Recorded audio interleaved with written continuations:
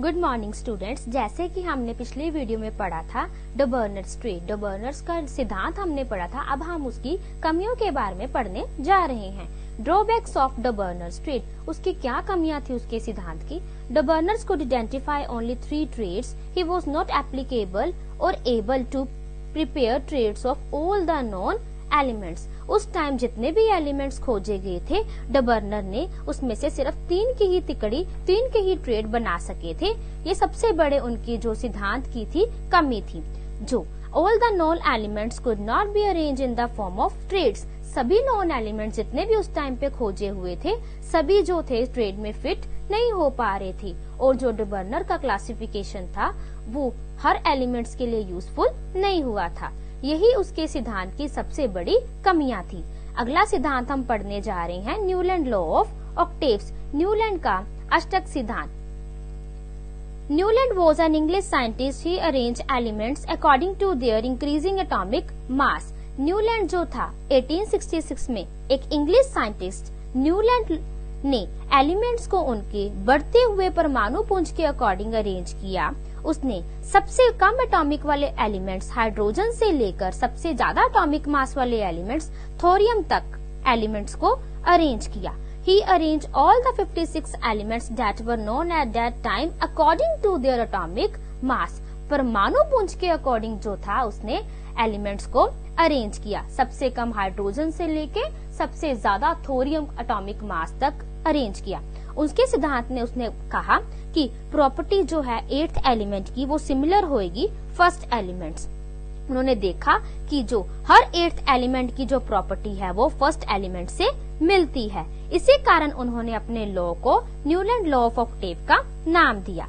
अगला, compare this law to 8 octaves of music, सा रे गा मा पा धा नी सा। उन्होंने अपने सिद्धांत को, अष्टक सिद्धांत को म्यूजिकल नोट्स के साथ भी कंपेयर किया। इसी कारण उनका जो सिद्धांत है उसे न्यूलैंड लॉ ऑफ ऑक्टेव्स कहा जाता है। जैसे कि आप देख रहे हो आगे है न्यूलैंड्स टेबल। ये न्यूलैंड्स टेबल इसे हम देखते हैं, इसमें सारे ही इंडियन नोट्स ऊपर लिखे गए हैं और नीचे एलिमेंट्स को अरेंज किया गया है। जैसे कि म्यूजिकल नोट सा रे गा मा पा धा नी सा। तो पहले कॉलम में एलिमेंट्स जो रखे गए हैं hydrogen, fluorine, chlorine, cobalt and निकल। Similarly second column lithium, sodium, potassium, copper, rubidium. इसी तरह से सभी कॉलम में एलिमेंट्स को अरेंज किया गया है। फर्स्ट कॉलम में हम देखते हैं hydrogen, fluorine and chlorine. Atomic number of hydrogen is 1, atomic number of fluorine is 9, atomic number of chlorine is 17। इन तीनों को एक ही कॉलम में, एक ही स्लॉट में अरेंज किया गया है और ये तीनों जो हैं इसको इसी अकॉर्डिंग अरेंज किया गया है कि हर 8th एलिमेंट की जो प्रॉपर्टी है वो फर्स्ट एलिमेंट के साथ मिलती है। इसी कारण इनको जो एक ही ग्रुप में प्लेस किया गया है, एक ही कॉलम, एक ही स्लॉट में रखा गया है। अब हम पढ़ेंगे drawbacks of Newlands law of octave. इसके जो थे क्या कमियां थी। Law of octave was applicable only up to calcium. जो न्यूलैंड का सिद्धांत था, अष्टक सिद्धांत था, वो सिर्फ कैल्शियम तक ही एप्लीकेबल था। इसके बाद जितने भी एलिमेंट्स खोजे गए वो सभी जो थे इस लॉ को प्रूव नहीं कर पा रहे थे। कैल्शियम के बाद हर 8th एलिमेंट जो था अपने पहले एलिमेंट की प्रॉपर्टी को पोजेस नहीं करता था। सेकंड ड्रॉबैक ये था, सर न्यूलैंड ने ये अज्यूम किया था कि 56 एलिमेंट्स ही एग्जिस्ट करते हैं। It was assumed that only 56 elements exist in nature. Nature में सिर्फ 56 एलिमेंट्स ही एग्जिस्ट करते हैं, लेकिन बाद में और भी एलिमेंट्स खोजे गए। No more elements would be discovered in the future, but later on several new elements were discovered.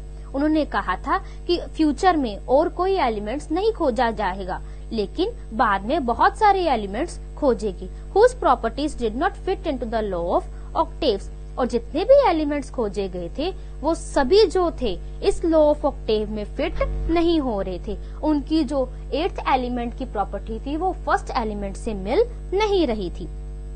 Newland law के अष्टक सिद्धांत के पैटर्न में वो फिट नहीं हुए। ये भी सबसे बड़ी उनकी कमी थी, ड्रॉबैक था।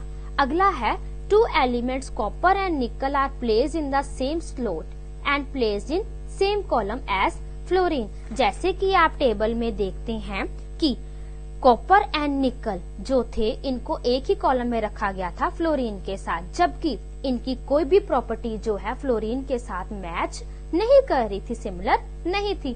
बट जबकि न्यूलैंड लॉ ऑफ सिद्धांत ये बोलता है ऑक्टेव कि हर 8th एलिमेंट जो है वो फर्स्ट एलिमेंट के साथ उसकी प्रॉपर्टी पोजेस सिमिलर होएगी, जबकि इसकी जो प्रॉपर्टी थी वो फ्लोरीन के साथ मिल नहीं रही थी। इनकी जो प्रॉपर्टी थी वो आयरन के साथ सिमिलर थी, जबकि इनको फ्लोरीन के साथ एक ही ग्रुप में प्लेस किया गया और जब जिसके साथ इसकी प्रॉपर्टी सेम थी आयरन के साथ, ये आपस में काफी ही दूरी पर रखे गए थे।